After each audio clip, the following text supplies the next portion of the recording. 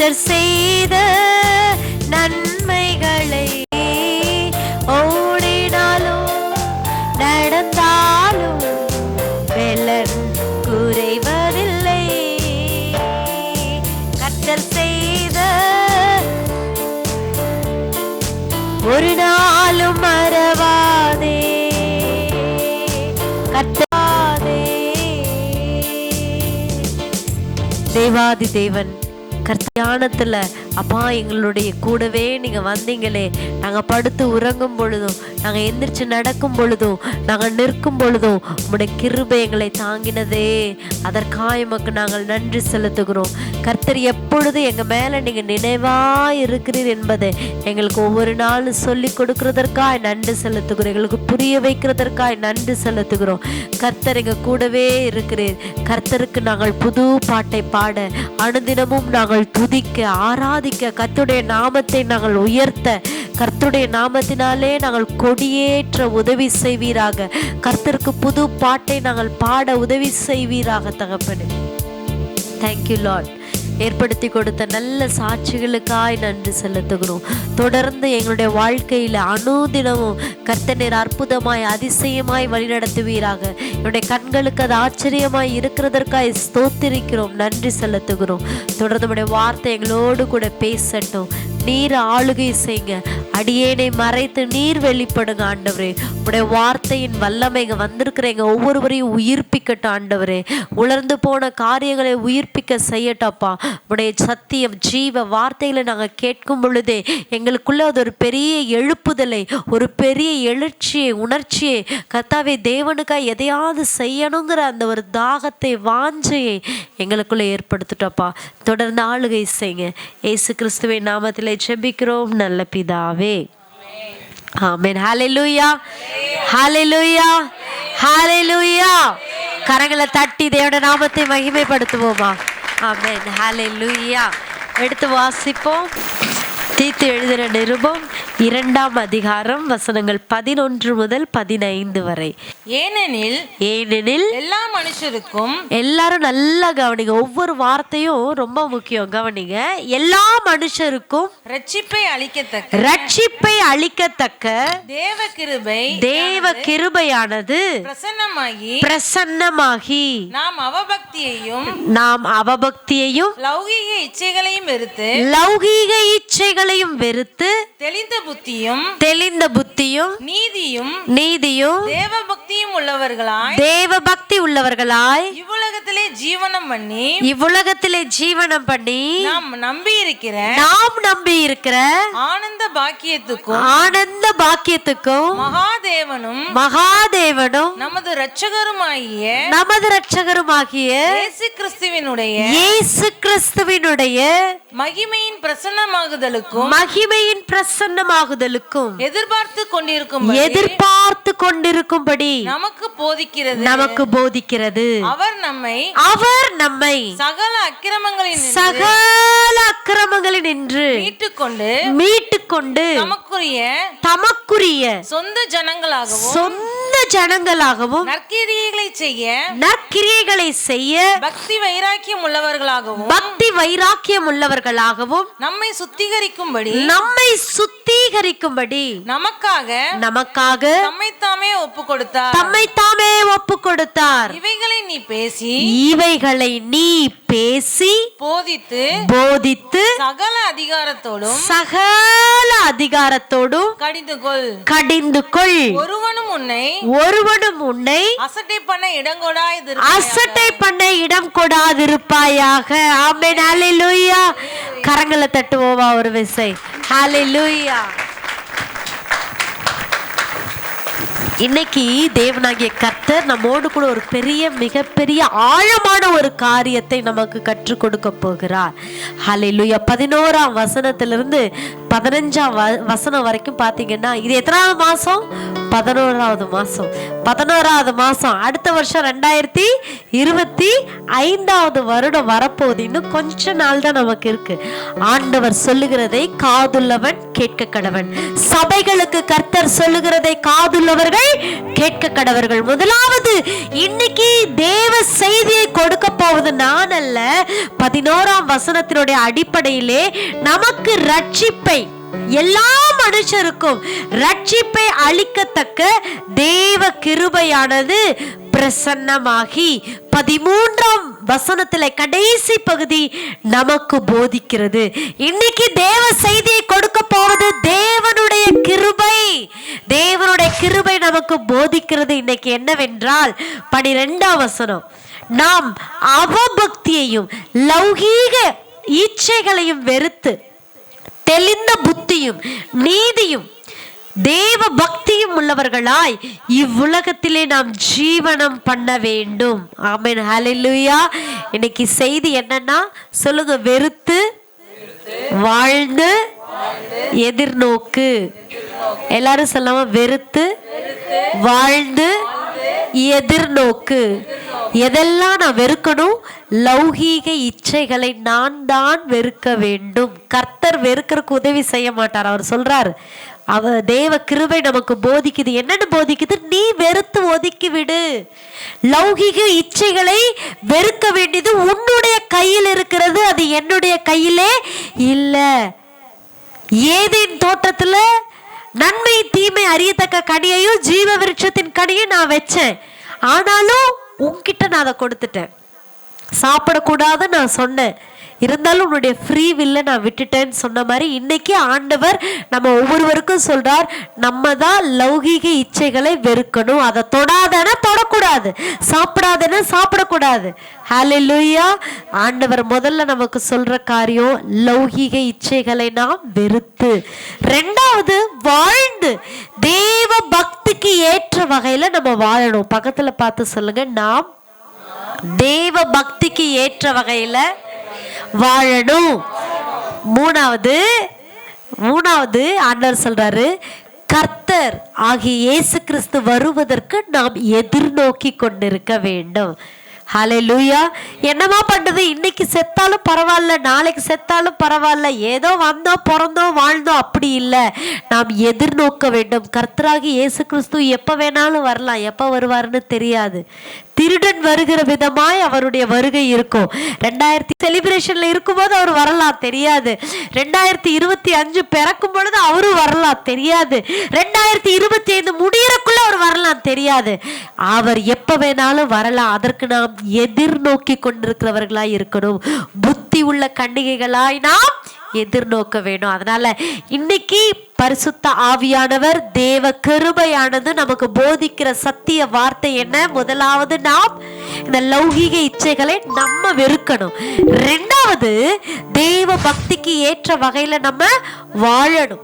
மூன்றாவதான காரியம், எதிர்நோக்க வேண்டும் அவருடைய வருகையை.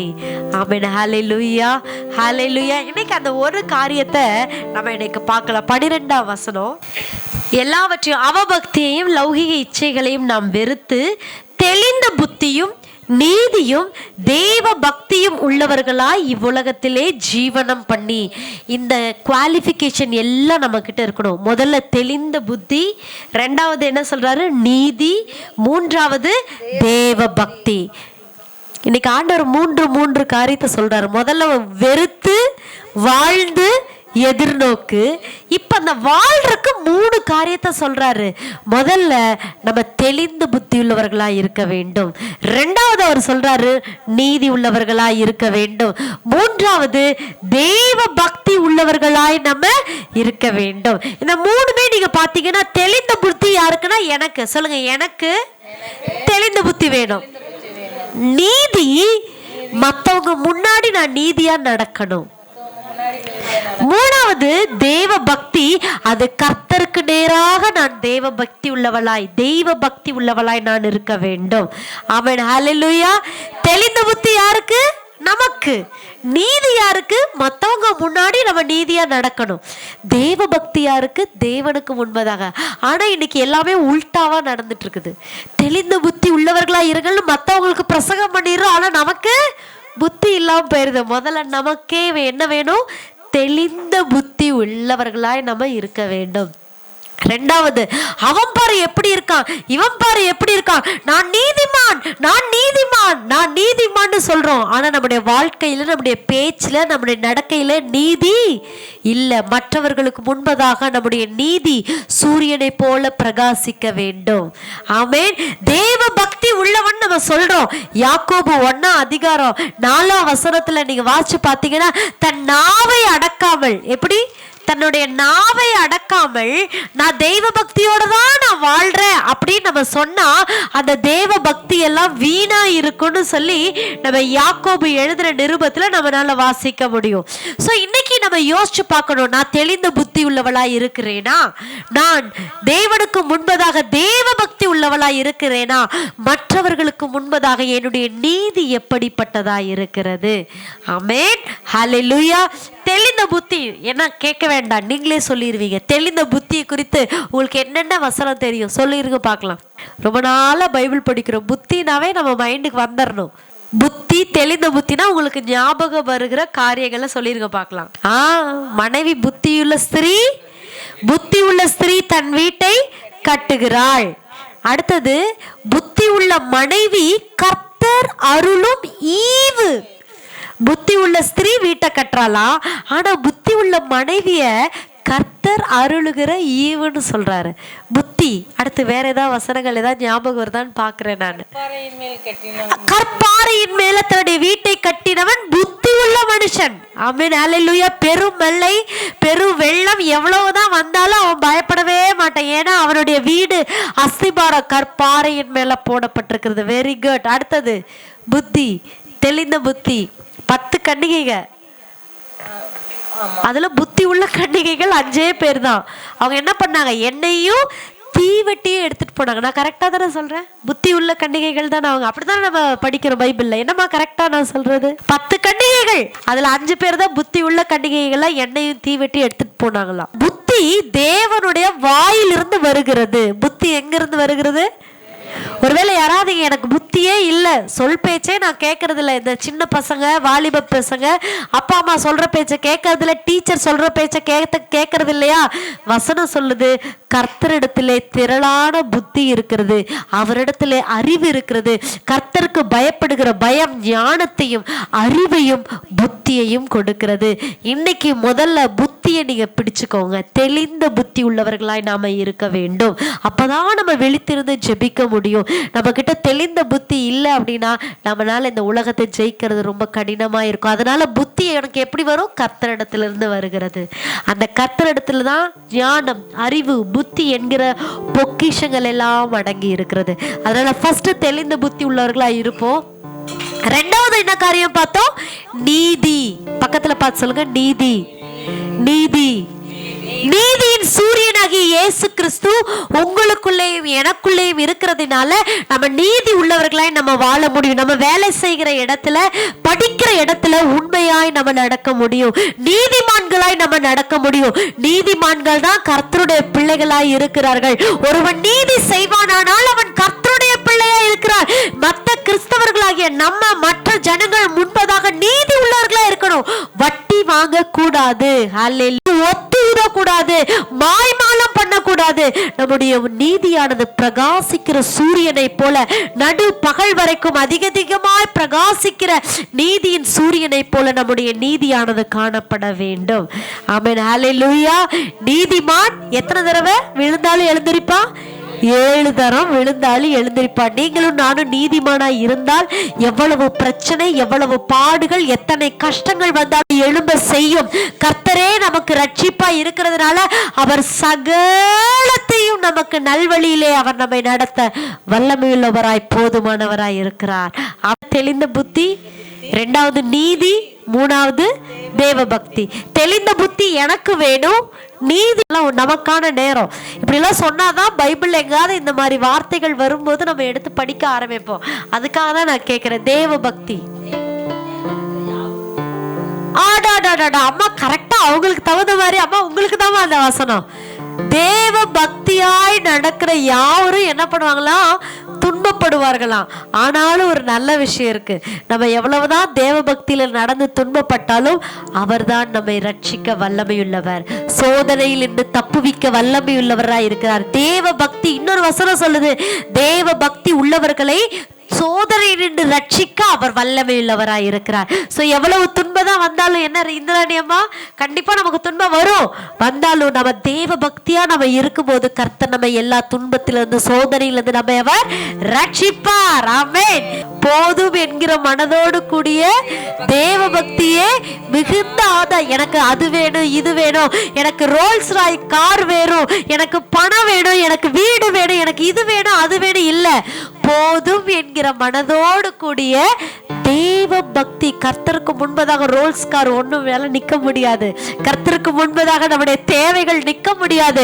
தேவ பக்தி அது தேவனுக்கு முன்பதாக அது ஈடாகணும்னா நீங்களும் நானும் கர்த்தருக்கு பயப்படுகிற பயத்துல நம்ம இருந்தா அதுவே போதும்.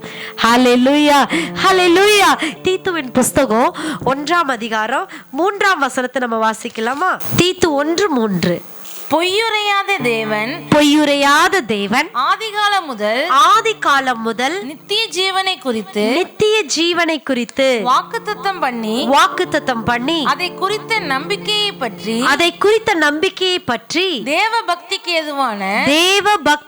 ஏதுவான சத்தியத்தை அறிகிற அறிவும் விசுவாசமும் தேவனால் தெரிந்து கொள்ளப்பட்டவர்களுக்கு உண்டாகும்படி ஏற்ற காலங்களில் நம்முடைய இரட்சகராகிய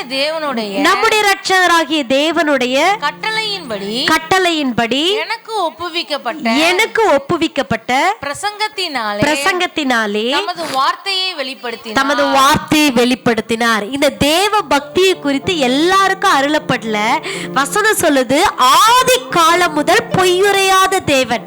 எதை குறித்து? நான் உனக்கு நித்திய ஜீவனை கொடுப்பேன்னு சொன்ன தேவன் அதை குறித்த நம்பிக்கையை பற்றி தேவ பக்திக்கு ஏதுவான சத்தியத்தை அறிகிற அறிவும் விசுவாசமும் தேவனால் தெரிந்து கொள்ளப்பட்டவர்களுக்கு உண்டாகும்படி. எல்லாருக்கும் இந்த தேவ பக்தி கிடையாது.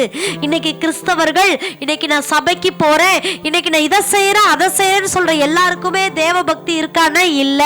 எல்லாரும் வெளி தோற்றத்துல அப்படி இருக்காங்களே தவிர உண்மையாக தேவனுக்கு முன்பதாக தேவனுக்கு தான் தெரியும் அவங்க உண்மையான தேவ பக்தியோடு இருக்கிறாங்களா இல்ல மாய்மாலம் பண்ணுகிறவர்களா இருக்கிறாங்களா. அதுக்கு தான் நான் சொன்னேன், யாக்கோபு 1:26, தன் நாவை அடக்காமல், தன்னுடைய நாவை கரெக்ட் பண்ணாம தன் இருதயத்தை வஞ்சித்தது நான் தேவ பக்தி உள்ளவன் நீங்க சொன்னீங்கன்னா அந்த தேவ பக்தி வீணா இருக்கும்னு சொல்றாங்க. 26 யாக்கோபு 1:26, நாவ அடக்காம இருதயத்தை வஞ்சிட்டு நான் தேவ பக்தி உள்ளவன் நம்ம சொன்னோம்னா அது உண்மையான தேவ பக்தி அல்ல, அது வீணா இருக்கும். நம்ம செய்யத்தக்க புத்தி உள்ள ஆராதனை எப்படிப்பட்டதா இருக்க வேண்டும்? உண்மையான தேவ பக்தி எங்க இருக்கு? நம்ம நாவல் இருக்கு. சொல்லுங்க, உண்மையான தேவ பக்தி நாவல இருக்கு. ஏன்னா நாவல தான் ஜீவனும் மரணமும் இருக்குது. நித்திய ஜீவன் வேணும்னா இந்த நாவு கரெக்டா இருக்கணும். இந்த நாவு கரெக்டா இருந்ததுன்னா தேவனுக்கு முன்பதான் இருக்கிற உறவு கரெக்டா இருக்கும். ஹல்லேலூயா. இயேசு கிறிஸ்து ஏன் சிலுவையில தொங்குனாரு? ஏன் அந்தரத்துல தொங்குனாரு?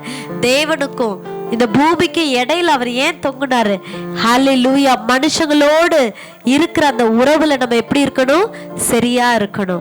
ரெண்டாவது, தேவனோடு இருக்கிற அந்த உறவுல நம்ம எப்படி இருக்கணும்? சரியா இருக்கணும். இந்த வாயிலிருந்து, இந்த நாக்கிலிருந்து கெட்ட கெட்ட வார்த்தைகளை, தேவனுக்கு பிரியமில்லாத வார்த்தைகளை பேசிட்டு இதே வாயில ஆண்டவரே நீர் நல்லவர், உம்மை நான் துதிக்கிறேன், உம்மை நான் புகழுகிறேன்னு பாடினா அது உண்மையான தேவ பக்தியா இருக்காது. இதே நாவினால, இந்த உதடுகளினால மற்றவங்களை சபிச்சுட்டு இதே வாயினால கர்த்தாவே என்னை ஆசீர்வதியும்னா அவர் எப்படி ஆசீர்வதிப்பார்? ஆசீர்வதிக்கவே முடியாது. நம்முடைய ஜெபம் இன்றைக்கும் கேட்கப்படாம இருக்கிறதுக்கு வேத வசனத்துல பாத்தீங்கன்னா யோவான் எழுதின சுவிசேஷம் 9ஆம் அதிகாரம் 31ஆம் வசனத்துல நீங்க பாத்தீங்கன்னா தேவ பக்தி உள்ளவனா இருந்து அவருக்கு சித்தமானதை நம்ம செய்தால் அவனுக்கு அவர் செவி கொடுப்பாராம். நம்மளுடைய ஜெபம் கர்த்தருடைய செவிகளில போய் ஏறணும்னா முதலாவது தேவ பக்தி உள்ளவர்களா நம்ம இருக்கணும். அதனோடு கூட அவருடைய சித்தத்தை செய்கிறவர்களா இருக்கணும். இன்னைக்கு நம்ம தேவ பக்தியே இல்லாம என் ஜெபத்துக்கு ஆண்டவர் பதில் கொடுக்கல, என் ஜெபத்தை ஆண்டவர் கேட்கிறாரா இல்லையா தெரியலையே, எவ்வளவு ஜெபம் பண்ணியிருப்பேன், எவ்வளவு கண்ணீர் வடிச்சிருப்பேன், எவ்வளவு நான் உபவாசிச்சிருப்பேன், என் ஜெபத்துக்கு இன்னும் பதில் வரலையே, ஏன் இன்னும் ஆண்டவர் சைலண்டா இருக்கிறாரு? உண்மையான தேவ பக்தி நம்ம கிட்ட இல்லாதனாலதான் நம்ம பண்ற ஜெபம் அவருடைய காதுலயே ஏறல. அவர் காதுக்கு போனாதானே அவர் பதில் கொடுப்பாரு. தேவ பக்தி உள்ளவர்களா இருந்து அவருடைய சித்தத்தின்படி யார் செய்கிறார்களோ அப்பதான் அவர் நம்முடைய ஜெபத்திற்கு செவி கொடுக்கிறவராய் இருப்பார். பிசாசு வருது, சீஷர்கள் கிட்ட நிறைய பிசாச கொண்டு வராங்க. ஆனா அவங்களால என்ன பண்ண முடியல, துரத்த முடியல. ஏன் துரத்த முடியல? நீ பெரியவனா நான் பெரியவனாங்கிற பெரிய போராட்டம் அவங்களுக்குள்ள ஓடிட்டு இருக்கும்போது பிசாசை எப்படி துரத்த முடியும்? அதனாலதான் ஆண்டவர்கிட்ட வந்து கேட்குறாங்க, ஆண்டவரே எங்களால ஏன் துரத்த முடியல? தேவ பக்தி இல்லை, இந்த வாய் கரெக்டா இல்லை. ஹல்லேலூயா. தேவ பக்தி உள்ளவர்களா இருந்து அவருடைய சித்தம் என்ன என்பதை அறிந்து நம்ம ஆண்டவர்கிட்ட கேட்டா நிச்சயமாகவே அவர் நம்முடைய ஜெபத்திற்கு ஆம் என்றும் ஆமேன் என்றும் பதில் கொடுப்பார். ஏன் என் வாழ்க்கையில இன்னும் துன்பம்? ஒருவேளை நம்ம தேவ பக்தியா நடக்கும்போது துன்பங்கள் வரலாம், ஆனா அந்த துன்பத்திலிருந்து ரட்சிக்க அவர் வல்லமையுள்ளவராய் இருக்கிறார். ஏன் என் ஜெபத்துக்கு இன்னும் பதில் கொடுக்கல? என் தேவ பக்தி இன்னும் சரியா பூரணம் அடையவில்லை, நான் இன்னும் தேவ பக்தியில் இன்னும் வளராம இருக்கிறேன், அவருடைய சித்தத்தின்படி நான் ஜெபிக்கல, அதனால என் ஜெபம் இன்னும் அவருடைய காதுக்கு கூட போய் எட்டல. அவர் காதுக்கு எட்டினாதானே அவர் பதில் கொடுப்பாரு. அவர் காதுக்கே இன்னும் போகலையே, என் ஜெபம் இன்னும் கூரையவே தாண்டலையே, என் ஜெபம் இன்னும் வான மண்டலத்துக்குள்ளேயே போகலையே, பொல்லாத பிசாசு தடுத்துட்டானே. ஏன் என் வாயில, என் நாக்குல, என் இருதயத்துல இன்னும் நான் சரி பண்ண வேண்டிய அநேக காரியங்கள் இருக்கிறது. லௌகிக இச்சைகளை நான் வெறுக்க வேண்டும், நான் விசுவாசத்திலே வல்லவனாக மாற வேண்டும். ஹல்லேலூயா. தேவ பக்திக்கு ஏதுவாக என் வாழ்க்கை நடந்துச்சுன்னு சொன்னா நிச்சயமாகவே நம்முடைய ஜெபத்திற்கு பதில் வரும். ஒருவேளை அப்படி யாராவது வேதத்துல இருக்கிறாங்களா? உத்தமனும் சன்மார்க்கனும் தேவனுக்கு பயந்து பொல்லாப்புக்கு விலகிறவன் யாரு? யோபு. நோவா எப்படி இருந்தாரு? தான் காலத்துல இருந்தவர்களுக்குள்ளே நோவா நீதிமானா இருந்தான். ஏனோக்கு எப்படி இருந்தான்? தேவனோடு சஞ்சரித்து கொண்டிருந்தான். இப்ப இந்த தேவ பக்தி உள்ளவனா இருப்பதற்கு வேதத்துல யாராவது எக்ஸாம்பிள் இருக்காங்களா? விசுவாசம்னா நமக்கு யார் ஞாபகத்துக்கு வருவா? ஆபிரகாம் வந்துருவாரு. ஞானம் அப்படின்னா யாரு ஞாபகம் வருவா? சாலமோன், அடுத்து இயேசு கிறிஸ்து. பசங்க எல்லாம் பதில் சொல்லுங்க. இங்க பாருங்க, என்ன பாருங்க, விசுவாசத்துக்கு யார் எக்ஸாம்பிள்? இப்பதான் பதில் சொன்னோம், இதுக்கே இவ்வளவு நேரம் ஆகுது. ஞானத்திற்கு யார் உதாரணம்?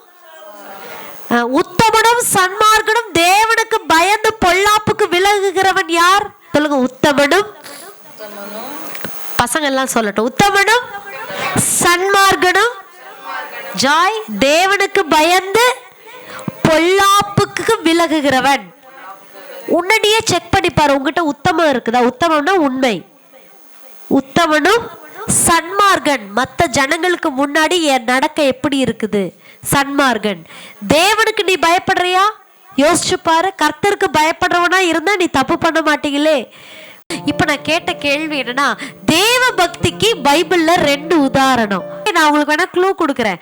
புதிய ஏற்பாட்டிலே 2 பேர் இருக்காங்க தேவ பக்திக்கு ஏதுவாய் நடந்தவர்கள். பவுல் வந்து சொல்றாரு, தேவ பக்தி ஏதுவா நடக்கணும், நீ லெட்டர் எழுதுப்பா அப்படின்னு சொல்றாரு. ஆனா தேவ பக்தி 25ஆம் வசனம், இவங்க வாழ்க்கையிலிருந்து ஒரு சில காரியங்களை நம்ம கற்றுக்கொள்ளலாம். லூக்கா 2:25. அப்பொழுது சிமியோன் என்னும் பேர் கொண்ட, நல்லா கவனிங்க, சிமியோன் என்னும் பேர் கொண்ட ஒரு மனுஷன் எருசலேமில் இருந்தான். அவன் நீதியும், நல்லா கவனிங்க, அவன் நீதியும் தேவ பக்தியும் உள்ளவனாயும் இஸ்ரவேலில் ஆறுதல் வர காத்திருக்கிறவனாயும் இருந்தான். அவன் மேல் பரிசுத்த ஆவி இருந்தார். ஹல்லேலூயா. இப்ப சொல்லுங்க, புதிய ஏற்பாட்டுல தேவ பக்தியா இருந்த ஒரு மனுஷன் யார்? அவர் ஒரே அதிகாரத்துலதான் வராரு, அதனாலதான் அவருடைய தேவ பக்தி தெரியல. ஆனா ஏனோக்கும் அப்படிதான். ஆனா புதிய ஏற்பாட்டுல ஏனோக்கு 2 இடத்துல வர்றதுனால ஏனோக்க பத்தி நமக்கு நல்லா தெரியும். ஆனா சிமியோன் பாருங்க, அவர் ரொம்ப வயசானவர், வாலிப வயசு கூட இல்ல, வயசானவர். அவருக்குள்ள இருந்தது என்ன? நீதி, தேவ பக்தி, விசுவாசத்தோட ரட்சிப்பு வர அவர் காத்து கொண்டிருந்தாரா. இன்னைக்கு நீங்களும் நானும் சிமியோன் என்கிற இவருடைய வாழ்க்கையிலிருந்து கற்றுக்கொள்ள வேண்டியது என்ன? அவர் நீதியோடு, இப்ப நம்ம படிச்ச இந்த 3 காரியம், தெளிந்த புத்தி, நீதி, தேவ பக்தி. இந்த சிமியோனுக்குள்ள ஒருவேளை வயசானதுனால இந்த தெளிந்த புத்தி போடலையா அப்படிங்கிறது தெரியல. ஆனாலும் தெளிந்த புத்தியோட தான் அவர் இருந்திருப்பாரு. அவர் நீதியாய் நடந்தார், அவர் தேவ பக்தி உள்ளவனாய் இருந்ததுனால ரட்சண்யத்தை என்னுடைய கண்கள் கண்டதுன்னு அங்க பைபிளை நீங்க வாசிச்சு பாத்தீங்கன்னா தெரியும். இயேசு கிறிஸ்து பிறந்தப்போ குழந்தையா இருக்கிறார். குழந்தை, குட்டி பிள்ளைங்க எல்லாம் கவனிங்க. இயேசு கிறிஸ்து குழந்தையா பிறந்தப்போ மரியாளு யோசேப்பு இயேசுவை ஆலயத்துக்கு கூட்டிட்டு வர்றாங்க, கொண்டு வராங்க, கையில ஏந்திட்டு குழந்தைய கூட்டிட்டு வர்றாங்க. அப்ப ஆண்டவர் ஆலயத்துக்கு உள்ள போறதுக்கு முன்னாடியே சிமியோனுடைய கண்கள் கர்த்தரை கண்டது. இந்த ரட்சிப்புக்காக, இஸ்ரவேலுடைய ரட்சிப்புக்காக இவ்வளவு நாளா நான் உயிரோ கையில பிடிச்சிட்டு வச்சிட்டு இருந்தேன். ரட்சண்யத்தை என்னுடைய கண்கள் கண்டது. ஹல்லேலூயா. நம்ம தேவ பக்தியோட நீதியா நம்ம வாழ்ந்தோம்னா நான் சொல்றேன், ரட்சிப்பு நிச்சயம்.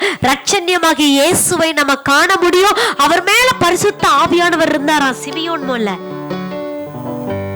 அதே ஆவியானவர் இன்னைக்கு எங்க இருக்கிறார்? உங்களுக்குள்ளேயும் எனக்குள்ளேயும் இருக்கிறார். நம்ம ஒரு சிமியோனாய் வாழ வேண்டும். ஒரு நீதி உள்ள ஒரு வாழ்க்கை, ஒரு தேவ பக்தி உள்ள வாழ்க்கை, பரிசுத்த ஆவியானவர் என்மேல் இருக்கிறார் என்கிற ஒரு உணர்வுள்ள ஒரு வாழ்க்கையை நம்ம வாழும் பொழுது நிச்சயமாய் லௌகீக இச்சைகளை நாம் வெறுக்க முடியும். தேவ பக்திக்கு ஏற்ற விதமாய் நான் வாழ முடியும். கர்த்தர் வருவதற்கு எப்படி இந்த சிமியோன் காத்து கொண்டிருந்து அடடா என் ரட்சண்யத்தை என் கண்கள் கண்டதேன்னு சொன்னாரோ, அத மாதிரி நீங்களும் நானும் இருக்கிற இந்த காலகட்டத்துல இயேசு கிறிஸ்து வருவார் என்று சொன்னார். நிச்சயமாய் நம் பரலோகம் போவோம். அவரோடு கூட வானாதி வானத்துல நம் மறுரூபமாவோம். ஹல்லேலூயா, ஆமென். சபையோட தரிசனத்தை சொல்லும்போது இந்திராணியம்மா சொல்லுவாங்க, நான் சாகரக்குள்ள இந்த தபம் ஆண்டவர் இன்னைக்கு வருவார் என்று சொன்னார், இந்த வருட இறுதிக்குள்ள வருவார் என்று சொன்னால், ஹல்லேலூயா. ரட்சண்யத்தை என் கண்கள் நீங்களும் நானும் பரலோக ராஜ்யத்துக்குள்ளே எடுத்துக்கொள்ளப்பட வேண்டும். அதுக்கு தேவ கிருபை நம்மை வழி நடத்துகிறது. லௌகிக இச்சைகளை நாம் வெறுத்து நீதியிலே நிலைத்திருந்து தெளிந்த புத்தி உள்ளவர்களாய் தேவ பக்தி உள்ள ஒரு வாழ்க்கையை நம்ம வாழும்போது அந்த ரட்சிப்பை நாம் அனுபவித்தவர்களாக, ஹல்லேலூயா, கர்த்தருடைய வருகையில நாம் எதிர்கொண்டு போவோம். மரித்தாலும் நாம் ஜீவனுள்ள தேவனிடத்துல நித்திய ஜீவனை பெற்றுக் கொண்டவர்களாய் நாம் இருப்போம். ஹல்லேலூயா. இன்னும் 2வதான ஒரு உதாரணம், அப்போஸ்தலர்ல ஒருத்தர் வராரு, 10ஆம் அதிகாரத்துல ஒருத்தர் வராரு. யாரு? கொர்நேலியோ. Very good. கொர்நேலியோ எடுத்து வாசிக்கலாமா? அப்போஸ்தலர் 10ஆம் அதிகாரம் 2ஆம் வசனம். அவன் தேவ பக்தியோடும் தன் வீட்டார் அனைவரோடும் தேவனுக்கு பயந்தவனுமாய் இருந்து, நல்லா கவனிங்க, அவன் தான் மட்டும் தேவ பக்தியில இல்ல, தான் வீட்டார் அனைவரோடும் ஜனங்களுக்கு மிகுந்த தருமங்களை செய்து எப்பொழுதும் தேவனை நோக்கி ஜெபம் பண்ணி கொண்டிருந்தான். ஹல்லேலூயா. முதல்ல ஒருத்தர் பார்த்தா ஒரு சிமியோன், அவர் ஒரு யூதன், அவர் கூட ஒரு யூதன். அதனால அவர் சின்ன குழந்தையில இருக்கும் போதே அவங்க அம்மா அப்பா இந்த ஒரு நீதியில நேர்மையில வளர்த்தி இருந்திருக்கலாம். ஒருவேளை ஒரு ஆசாரியனா கூட இருந்திருக்கலாம். அதனால அவங்க பெற்றோர் அவங்கள நல்லா. இன்னைக்கு நீங்களும் நானும் எப்படி இருக்கிறோம்? பாயிண்ட் நம்பர் 1, தேவ பக்தி இருக்கா? பாயிண்ட் நம்பர் 2, நான் மட்டும் வேதம் வாசிக்கிறேன், நான் மட்டும் ஜெபிக்கிறேன், அப்படி இருக்கிறோமா? ஆனா இங்க கொர்நேலியோ தான் வீட்டார் அனைவரோடும் தேவனுக்கு பயந்தவன. எத்தனை பேருக்கு நம்ம உதவி செய்தோம்? வலது கை கொடுக்கிறது இடது கைக்கு தெரியக்கூடாதான். எத்தனை பேருக்கு நம்ம நன்மை செய்திருக்கிறோம்? பணமே கொடுக்கணுங்கிறது இல்ல, ஜெபம் பண்ணி இருக்கீங்களா? உங்க துணிமணிகளை கொடுத்திருக்கீங்களா? ஒரு நேரம் சாப்பாடு கொடுத்திருக்கிறீங்களா? இல்ல ஸ்நாக்ஸ், ஒரு டம்ளர் டீ வாங்கி கொடுத்திருக்கிறீங்களா? யோசிச்சு பாருங்க. மிகுந்த தான தர்மங்களை கொர்நேலியோ செய்தானா? கடைசி அவனை குறித்து சொல்லுங்க, அவன் எப்பொழுதும் தேவனை நோக்கி. ஆனா இன்னைக்கு கிறிஸ்தவ வாழ்க்கை நாம எப்பொழுதும் நம்ம கவலையை நினைத்து கவலைக்காகவே ஜெபித்து ஜெபித்து கொண்டு இருக்கிறோம். கொர்நேலியோட வாழ்க்கையில தேவ பக்தி இருந்ததுனால அவன் ஜெபிக்கிறவனா இருந்தான். நம்ம வாழ்க்கையில தேவ பக்தி குறைவா இருக்கிறதுனால ஜெபத்தை விட கவலை அதிகமா இருக்குது. ஹல்லேலூயா. இன்னைக்கு ஒரு விசுவாசத்துல வல்லவலா நம்ம மாறுவோம். ஆமென். தேவ பக்தி போதும் என்கிற மனதோடு கூடிய தேவ பக்தியே மிகுந்த ஆதாயம். 1 தீமோத்தேயுல நீங்க எடுத்து வாசிச்சீங்கன்னா ஸ்திரீகளை குறித்து சொல்லும் போது எப்படி எல்லாம் அலங்கரிக்கிறாங்கன்னு கொடுத்திருக்கு. இன்னைக்கு நிறைய லேடிஸ் இருக்கிறதுனால சொல்றேன். அவள் தேவ பக்தியினாலும் அவள் தெளிந்த புத்தியினாலும் நற்கிரியினாலும் ஸ்திரீயானவள் தன்னை அலங்கரிக்கிறாள். 1 தீமோத்தேயு 2ஆம் அதிகாரம் 10ஆம் வசனத்துல ஒரு லேடிஸா இருக்கிற நம்ம இதெல்லாம் நம்ம தெரிஞ்சு வச்சுக்கணும். கொர்நேலியுக்குள்ள அந்த குவாலிஃபிகேஷன் இருந்தது. கொர்நேலியுக்குள்ள அந்த நற்பண்புகள் இருந்துச்சு. அவன் தேவ பக்தி உள்ளவனா இருந்தான். அவன் கர்த்தருக்கு பயப்படுகிறவனாய் இருந்தான். அவன் மிகுந்த தர்மங்களை செய்தான். அவன் ஜெபிக்கிறவனாய் காணப்பட்டான். இன்னைக்கு ஸ்திரீகளாய் இருக்கிற நீங்களும் நானும் தெளிந்த புத்தி உள்ளவர்களாய், தேவ பக்தி உள்ளவர்களாய், நற்கிரியைகளை செய்கிறதிலே சோர்ந்து போகாமல் தேவனுக்கு முன்பாய் நாம் அலங்கரிக்க வேண்டும். அல்லேலூயா. சொன்ன மாதிரி பொண்ணு பொருள் நகை நட்டு செயின் எல்லாம் போட்டு அலங்காரம், அதான் நான் சொன்ன முதல்ல, தேவ பக்தி யாருக்கு முன்னாடி இருக்கணும்? தேவனுக்கு முன்பதான். நீதி மற்றவங்களுக்கு முன்னாடி, தெளிந்த புத்தி எனக்கு. அதை நம்ம தெரிஞ்சுக்கிட்டோம்னா தேவ பக்தி. அதனாலதான் அந்த 1 தீமோத்தேயுல பவுல் எழுதும்போது எழுதுவாரு, மயிரை பின்றது, ட்ரெஸ் நல்லா போடுறது, இதனால நான் அலங்கரிக்கிறது புறம்பான அலங்கரிப்பு அல்ல.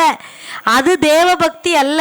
மற்றவங்க முன்னாடி ஆண்டவரே சூத்திரம் சூத்திரம் சூத்திரம், ஆண்டவரே சூத்திரம், உபவாசம், ஒரு வாரமா நான் உபவாசம், 7 நாள் உபவாசம், 21, அது மற்றவங்க முன்னாடி பண்றது உபவாசம் அல்ல. மற்றவங்க முன்னாடி ஜெபிக்கிறது ஜெபம் அல்ல. என் ஜெபமும் என் உபவாசமும் நான் செய்கிற ஒவ்வொரு காரியமும் யாருக்கு முன்பதாக இருக்க வேண்டும்? தேவனுக்கு முன்பதாக இருக்க வேண்டும். என் தேவ பக்தி தேவனுக்கு தெரிந்தால் போதும், மற்றவர்களுக்கு தெரிய வேண்டும் என்கிற அவசியம் இல்லை. கொர்நேலியு வாழ்க்கையில் அது இருந்துச்சு. அந்த கொர்நேலியு வாழ்க்கையில் அது இருந்ததுனால இன்னும் இந்த உங்களுக்கு டைம் இருந்து இந்த 10ஆம் அதிகாரத்தை வாசிச்சு பாருங்க. தேவ தூதனே இறங்கி வர்றான். அவன் ஜெபத்தை கேட்டு தேவ தூதனி. இன்னைக்கு ஏன் நம்ம ஜெபத்துக்கு பதிலே வர மாட்டேங்குது? கொர்நேலியு ஜெபத்துக்கு தேவ தூதன் இறங்கி வந்தான். நம்ம ஜெபத்துக்கு இன்னைக்கு எது இறங்கி வருது? யோசிச்சு பாருங்க. கொர்நேலியுடைய இந்த பண்புகள் தேவ தூதனையே இறங்கி வர வச்சுதான். இன்னைக்கு நான் சொல்றேன், தேவ பக்தியோடு ஒரு ஜெபம் பண்ணி பாருங்க, நிச்சயமாய் தேவ தூதர்கள் வருவார்கள். சொப்பனங்களை பார்ப்போம், தரிசனங்களை நம்ம பார்ப்போம். தேவ தூதன் வந்த உடனே அவர் சொல்றாரு, பேதுருன்னு ஒருத்தர் இருக்கிறாரு யோப்பா பட்டணத்துல, செசரியா யோப்பால இருக்கிறாரு, போய் என்ன பண்ணுங்க. அதுவும் கரெக்டா துல்லியமா சொல்றாரு தேவதூதன். அங்க சீமோன்னு ஒருத்தர் இருக்கிறான், அவன் வந்து தோல் பதனிடுகிற வேலை செய்யறவன். அவன் வீட்டுல ஒருத்தர் இருக்கிறான், அவன் பேரு என்னதான்?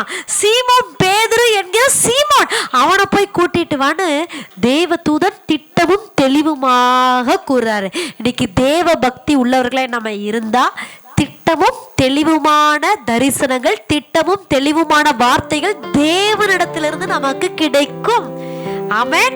அப்படி கிடைக்கும். அப்படி தேவதூதன் சொன்ன உடனே இந்த கொர்நேலியு அனுப்பும் போது 3 பேர்த்த அனுப்புறாரு. அதுல ஒருத்தன் பாத்தீங்கன்னா பக்தி உள்ள ஒரு போர் சேவகனை அனுப்புறாராம். சோ கொர்நேலியு மாத்திரம் தேவனுக்குள்ள பக்தியா இல்ல, தான் கூட இருந்த அந்த போர் சேவகனை கூட அவர் எப்படி நடத்தியிருக்காராம்? பக்தி உள்ளவனா. இன்னைக்கு நான் கேட்கிறேன், சிஸ்டர் சொன்ன மாதிரி நம்ம கம்பெனில வேலை செய்யறவங்களை எத்தனை பேர்த்த தேவ பக்தியில நடத்தி இருக்கிறோம்? நம்ம குடும்பத்துல எத்தனை பேர்த்த ஆண்டவருக்குள்ள நடத்தி இருக்கிறோம்? பக்கத்து வீட்டுக்காரங்களுக்கு எத்தனை பேர்த்துக்கு ஆண்டோட வார்த்தையை சொல்லி நம்ம நடத்தி இருக்கிறோம்? அங்க அவன் போறா, இங்க பேதுரு அவர் சாப்பிடலான்னு பசியா இருக்கிறாரு.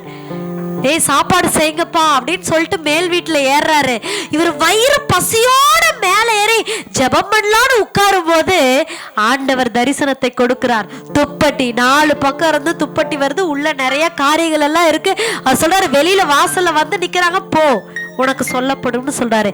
இன்னைக்கு நம்முடைய ஜெபம் மற்றவர்களை தூங்க விடக்கூடாது. நம்முடைய தேவ பக்தி மற்றவர்களை தூங்க விடக்கூடாது. அதான் நான் என்ன சொல்ல வரேன்னா, எஸ்தர் சிஸ்டருக்கு ஒரு பிரச்சனையா, போதகர் தூங்க கூடாது. ஹல்லேலூயா.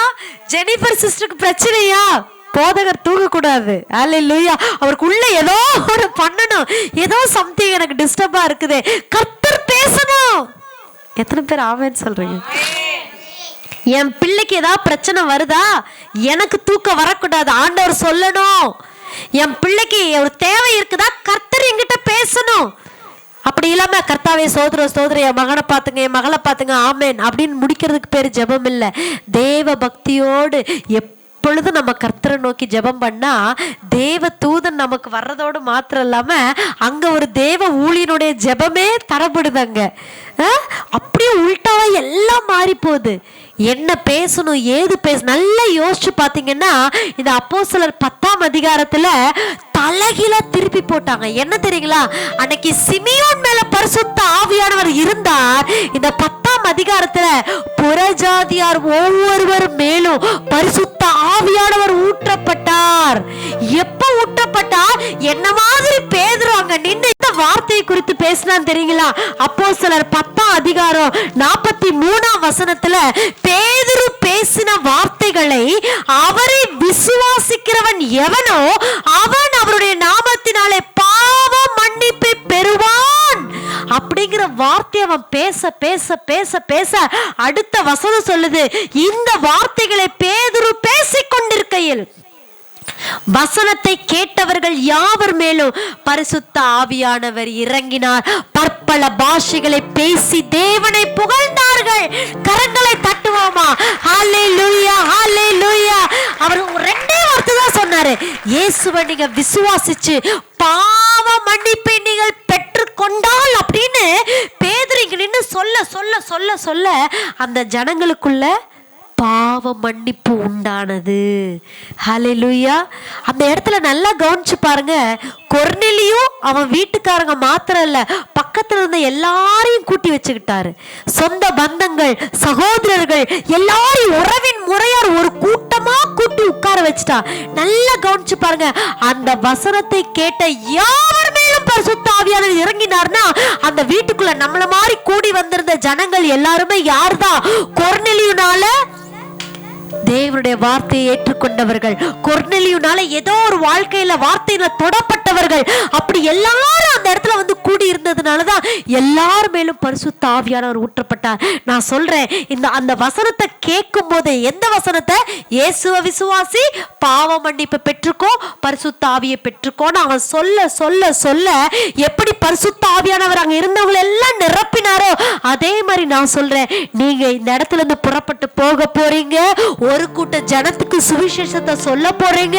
ஒரு கூட்ட ஜனம் உங்கள் மூலமாய் ஆதாயம் அடைய போகிறார்கள். நீங்க வசனத்தை சொல்ல சொல்ல சொல்ல அவங்க வசனத்தை உள்ள கேட்க கேட்க கேட்க இருதயத்திலே குத்தப்பட்டவர்களாகி ஆண்டவமாரே ரட்சிக்கப்படுவதற்கு நாங்கள் என்ன செய்ய வேண்டும்?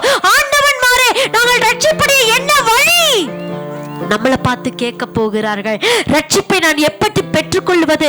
பாவ மன்னிப்பை நான் எப்படி பெற்றுக்கொள்வது? நம்மை பார்த்து கேட்கும் போது பரிசுத்த ஆவியானவர் ஊற்றப்படுவார். உங்கள் மூலமாய், என் மூலமாய் ரட்சிப்பல்லக ரட்சகராகிய இயேசு கிறிஸ்து உங்களுக்காய் எனக்காய் சிலுவையில் அடிக்கப்பட்ட ஆட்டுக்குட்டியானவருடைய ரத்தம் அவர்களை நிரப்பும், பாவத்தை கழுவும், அவர்களை ரட்சிக்கும். சொல்றது மட்டும்தான் நம்முடைய கடமை, பேசுறது மட்டும்தான் நம்முடைய கடமை. நம்ம வாயை திறந்து கர்த்தர் நல்லவர், அவருடைய விசுவாசிங்க. உங்க வியாதியில அவர் போதுமானவர், உங்க கடன் பிரச்சனையில அவர் போதுமானவர், அவர் உங்களுடைய இந்த சூழ்நிலையில கர்த்தர் போதுமானவர். நீங்க விசுவாசிங்க, உங்க பாவத்திலிருந்து மீட்க அவர் வல்லமை உள்ளவர். பாவ மன்னிப்பை பெற்றுக்கொள்ளுங்கள் நம்ம சொல்லும் போது அது அவங்க காதுக்குள்ள வாங்கி அவங்க விசுவாசிக்கும் போது, விசுவாசம் எப்படி வரும்?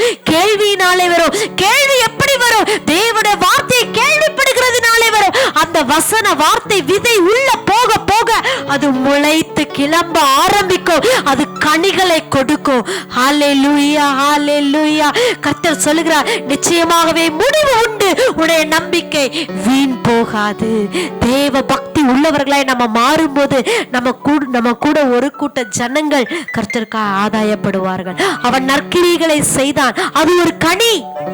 அந்த நற்கிரியை, அந்த நன்மை என்கிற கனி. அதனாலதான் இதே அப்போஸ்தலர் 10:38 பேதுரு சொல்லும்போது சொல்லுவாரு, என்ன சொல்லுவாருன்னா, நசரேயனாகிய இயேசுவை தேவன் 10:38 பரிசுத்த ஆவியினாலும் வல்லமையினாலும் அபிஷேகம் பண்ணினார்.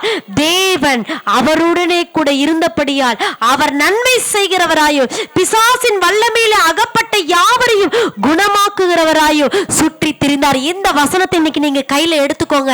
அப்போஸ்தலர் 10:38 எப்படி இயேசுவோடு கூட தேவன் இருந்தாரோ, எப்படி அவர் வல்லமையினாலும் பரிசுத்த ஆவியினாலும் அபிஷேகம் பண்ணப்பட்டிருந்தாரோ, எப்படி அவர் நன்மை செய்கிறவராய் பிசாசின் பிடியில் அகப்பட்ட யாவரையும் விடுவிக்கிறவராய் சுற்றி திரிந்தாரோ, அதே மாதிரி நான் இந்த இடத்தை விட்டு, ஆலயத்தை விட்டு நான் வெளியே போகும் பொழுது நான் ஒருத்தி மாத்திரமல்ல, நான் ஒருவன் மாத்திரமல்ல, என் கூட என் மேல பரிசுத்த ஆவியானவர் இருக்கிறார். அவர் என்னை அபிஷேகம் பண்ணி இருக்கிறார். அவருடைய வல்லமை எனக்குள்ளே இருக்கிறது. நான் நன்மை செய்கிறவராக புறப்பட்டு போகிறேன். பிசாசின் பிடியில் அகப்பட்ட யாவரையும் விடுதலையாக்குகிறவளாய் இந்த இடத்தை விட்டு நான் கடந்து போகிறேன். நான் போகும்போது அற்புதம், நான் ஜெபிக்கும் போது அதிசயம், நான் ஜெபிக்க கட்டுகள் அகலுகிறது, நான் ஜெபிக்க ஜனங்கள் விடுதலையாக போகிறார்கள். என் குடும்பத்துக்கு அற்புதம், என் பிள்ளைகளுக்கு அற்புதம் அப்படின்னு சொல்லுகிற ஒரு விசுவாசத்தோடு இந்த இடத்தை விட்டு நம்ம கடந்து செல்லும் பொழுது நிச்சயமாகவே சொல்லுகிறேன், ஒரு பெரிய எழுப்புதலை நாம் பார்க்க முடியும். ஹல்லேலூயா, ஹல்லேலூயா, ஹல்லேலூயா. இது நான் அல்ல, எனக்குள்ள இருக்கிற கிறிஸ்து. ஹல்லேலூயா. இன்னைக்கு நமக்கு போதித்து கொண்டிருப்பது தேவ கிருபை. அந்த தேவ கிருபை நம்ம கிட்ட சொல்றது என்னன்னா, முதல்ல இது எல்லாம் நீ போய் செய்யறதுக்கு முன்னாடி முதல்ல வெறுத்தே இல்ல, வெறுத்துரு. நான் உதவி செய்யறேன், வெறுத்துரு. ரெண்டாவது, நீ வாழு, நீ நித்திய ஜீவனை நீ பெற்றுக்கொள்ளுவாய். 14ஆம் வசனத்துல சொல்லும் போது நாம் எதிர்நோக்கணும். எதை எதிர்நோக்கணும்? அவனையும் அவன் கூட இருந்த ஜனங்களும் எதிர்நோக்கி இருந்தாங்களோ, அதே மாதிரி இன்னைக்கு ஆலயத்துல வந்திருக்கிற நீங்களும் நானும் எதிர்நோக்குவோம். கர்த்தர் சீக்கிரம் வரப்போகிறார். அல்லேலூயா. கொள்ளப்பட போகிறோம். நாம் மாத்திரமல்ல, வலது கையிலும் இடது, நானே வழியும் சத்தியமும் ஜீவனுமாய் இருக்கிறேன் என்று சொன்ன நாம நினைவு கூறுவோம். ஒருவேளை சாப்பாடு, ஒருவேளை தந்து கொடுப்போம். கர்த்தர் அதற்கு ஏற்ற பிரதிபலனை செய்ய போகிறார். கண்களை மூடி நாம ஜெபிப்போம். ஹல்லேலூயா. Thank you Lord. ஆளுகை செய்யும் ஆவியானவரே,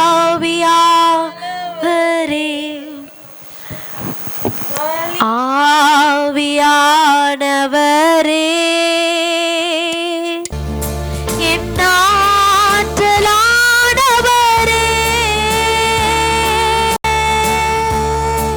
ஆளுகை செய்கப்பா.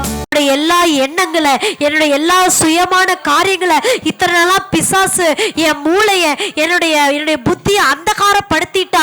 இது இருந்தா போதும், இது இருந்தா போதும், என் குடும்பம் நல்லா இருந்தா போதும், இந்த தேவை சந்திக்கப்பட்டா போதும், இதுக்காக பிரயாசப்படணும் என் வட்டத்தை குறுக்கிட்டா. இந்த நாள்ல என்னுடைய ஆவிக்குரிய கண்கள் திறக்கப்படட்டும் ஆண்டவரே.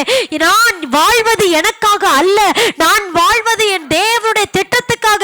என் மேல தேவன் ஒரு பெரிய அழைப்பை வைத்திருக்கிறார், என் மேல தேவன் ஒரு பெரிய திட்டத்தை வைத்திருக்கிறார், என் மூலமாய் ஒரு பெரிய ரட்சிப்பை ஏற்படுத்த போகிறார். அது தெரியாம இத்தனை நாளா நான் எத்தனையோ விதமான உலக பிரகாரமான காரியங்கள்ல, லௌகீக காரியங்கள்ல அப்பா நான் என்னை ஈடுபடுத்தினதுனால அந்த ஆவிக்குரிய பெரிதான ஒரு அறுவடையை, திட்டத்தை, ஆவிக்குரிய காரியத்தை பார்க்காம என் மன கண்கள் குருடாக்கினதற்காக என்னை மன்னியும் ஆண்டவர், மன்னியும் ஆண்டவரே. இந்த உலக காரியங்களை வெறுக்க உதவி செய்யுங்க ஆவியானவர்களை. உணர்த்து வைக்கிற ஆவியானவர் எது சரி, எது தவறு, எது பண்ணணும், எது பண்ணக்கூடாதுங்கிறத ஆவியானவரே நீரே எங்களுக்கு கற்றுத்த ரட்சிப்புக்கு ஏதுவாக ஆண்டவரே நீதியும் தெளிந்த புத்தியும் ஆண்டவரே தேவ பக்தியும் உள்ளவர்களா ஆண்டுடைய வருகையே இயேசு கிறிஸ்து திரளான தூதர்களோடு வரும் பொழுது நாம் வெட்கப்பட்டு தலை குனிந்தவர்களை அல்ல. 12, 13, 14, 15 இந்த 5 வசனங்களை நாங்க வாசித்த அந்த வார்த்தைக்கு கீழ்ப்படுகிறோம் ஆண்டவரே.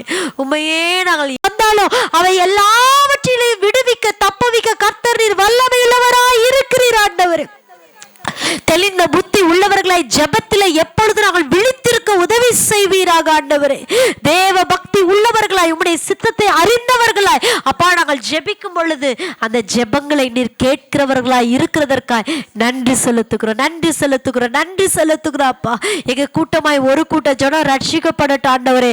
அந்த கொர்நேலியு வாழ்க்கையில இருந்ததை போல அவங்க எப்ப அந்த வசனத்தை கேட்கும் போதே பரிசுத்த ஆவியானவர் நிரப்பப்பட்டு அதுக்கப்புறம் ஞானஸ்நானம் எடுத்தாங்களோ அதே மாதிரி கர்த்தருடைய வார்த்தை எங்க வாயிலிருந்து புறப்படுக்கும் பொழுது அந்த வார்த்தை யாருடைய உள்ளத்திலே பாய்கிறதோ போகிறதோ அவங்க எல்லாரும் பாவ மன்னிப்பை அடையட்டும். அந்த உணர்வுள்ள இருதயம் வரட்டும் ஆண்டவரே.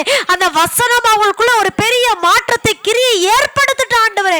பரிசுத்த ஆவியானவர்களை ஆளுகை செய்வீராக, ஆளுகை செய்வீராக. அதற்கு எங்களை தகுதிப்படுத்தி அனுப்பும் அப்பா. எங்களை தகுதிப்படுத்துங்க, தகுதிப்படுத்துங்க, தகுதிப்படுத்துங்க அப்பா. என்னுடைய சுயம் சாகட்டும், என்னுடைய சுயம் சாகட்டும். எங்களுக்குள்ள கிறிஸ்து மேலே எழும்பட்டும். எங்களுக்குள்ள இருக்கிற பரிசுத்த ஆவியானவர் நீர் மேலே எழும்புவீராக. எங்களை கொண்டு வல்ல பெரும் காரியத்தை செய்வீராக. அப்போஸ்தலர் 10:38 சொன்னபடியாக கர்த்தருடைய ஆவியானவர் என் மேல் இருக்கிறதையும் நான் போற இடங்களில் நன்மை செய்து அநேக பிசாசின் பிடியில இருக்கிறவர்களை விடுதலையாக்கவும் தேவனாகிய கர்த்தர் எங்க ஒவ்வொருவருக்கும் கிருபை பாராட்டுவீராக. எங்க ஒவ்வொருவருக்கும் கிருபை அளிப்பீராக. இந்த இடத்துல நான் கடந்து சென்று போகும் பொழுது பார்க்கிறவங்களுக்கு சுவிசேஷத்தை சொல்லவும் அது மூலமாய் ஒரு கூட்ட ஜனம் ரட்சிக்கப்படவும் எங்க கூட இருக்கிற ஆத்துமாக்களை ரட்சிப்புக்குள்ளாய் நடத்த கர்த்தாவே எங்களுக்கு உதவி செய்க ஆண்டவரே. என்னை தாழ்த்தி அர்ப்பணிக்கிறோம் அப்பா. நீர் மகிமைப்படுங்க. துதிகன மகிமை ஆண்டவராக இயேசு கிறிஸ்துவின் நாமத்தின் மூலம் உமக்கே செலுத்துகிறீர்கள் ஜீவனுள்ள நல்ல பிதாவே. ஆமென், ஆமென், ஆமென். நம்முடைய ஆண்டவராக இயேசு கிறிஸ்துவின் கிருபையும் பிதாவாகிய தேவனுடைய அன்பும் பரிசுத்த ஆவியானவருடைய அந்யோன்ய ஐக்கியமும் என்றும் என்றும் சதா காலங்களிலும் நம் அனைவரோடும் கூட நீடித்து நிலைத்திருப்பதாக. ஆமென், ஆமென்.